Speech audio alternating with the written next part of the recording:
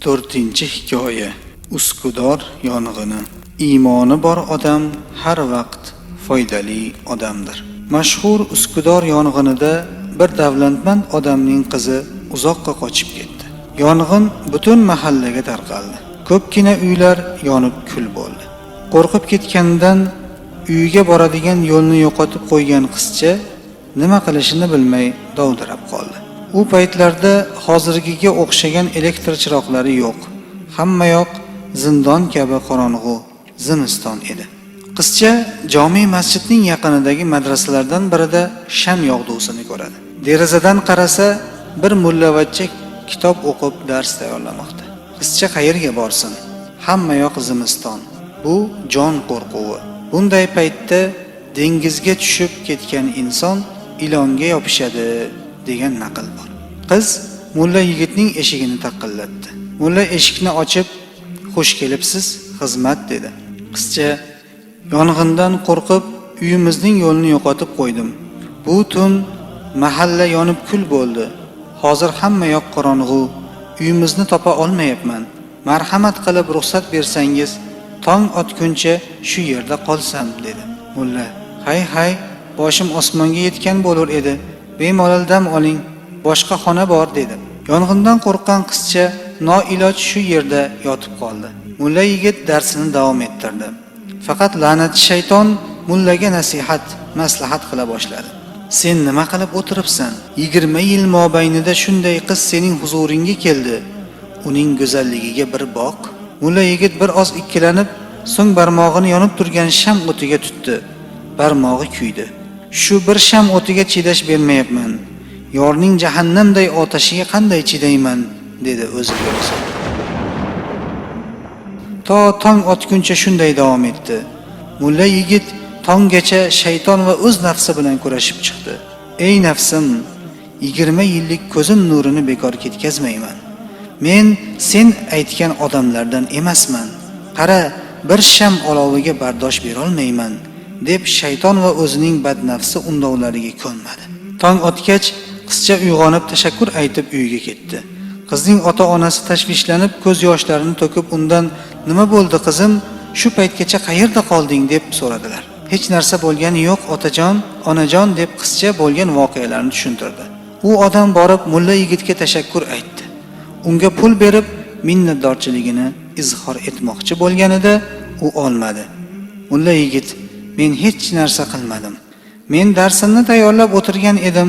Qizingiz esa bu yerda tongni kutib yotdi" deb qizning otasini tinchlantirdi.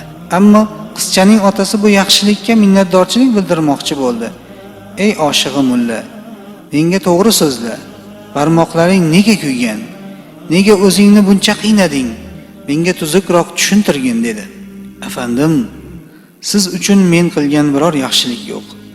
Nimaiki qilgan bo'lsam, o'zim uchun qildim. 20 yildirki qishlog'imdan bu yerga ilm olishga kelganman. Ota-onamni sog'inaman.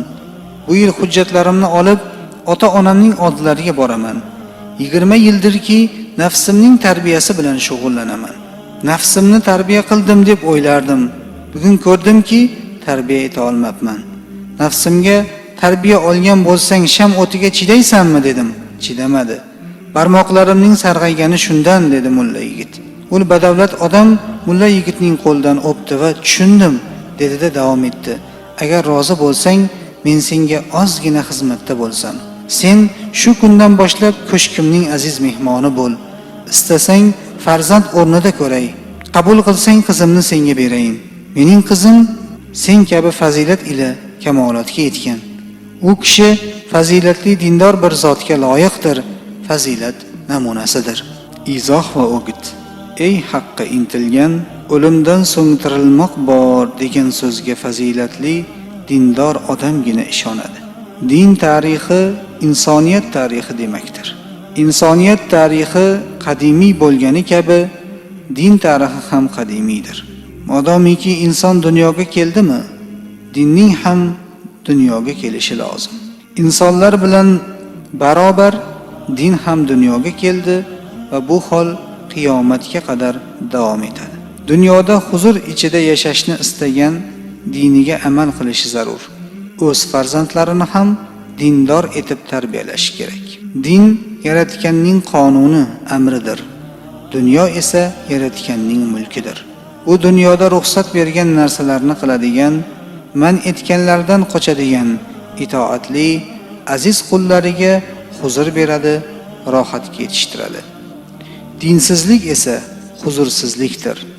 Dinsizlik har bir falokatning boshidir. Inson farzandini faqatgina din tarbiya eta oladi. Dinsiz odam harsining tovoni yo'q. Unda odamga nisbatan nomus, sharafdan bir asar ham yo'q. Odam yirtqich hayvonlardan ham zararlidir. Boshqalarning nomus va sharafini hurmat qilmaydi, bilmaydi. Payti kelishi bilanoq xiyonat qiladi. Boshqa odamni yirtqich hayvonlar kabi pora-pora qilib tashlaydi. Shuning uchun dinsiz odam nihoyatda zararlidir. Dinsizlik bir falokatdir. Qissadan hissa shuki, Alloh subhanahu va taoloning diniga amal qilib, u zotning qaytargan ishlaridan qaytgan va amrlariga bo'ysungan inson ikki dunyo yaxshiliklariga erishtiradi. Ikki dunyo yaxshiliklarini unga Alloh taoloning o'zi taqdim etadi. Shuning uchun ham mo'min inson bu qonuniyatga doimo amal qilmog'i va quyidagi duoni ko'p takrorlamog'i lozim. Robbana atina fid dunya hasanah wa fil akhirati hasanatan wa qina azaban nar.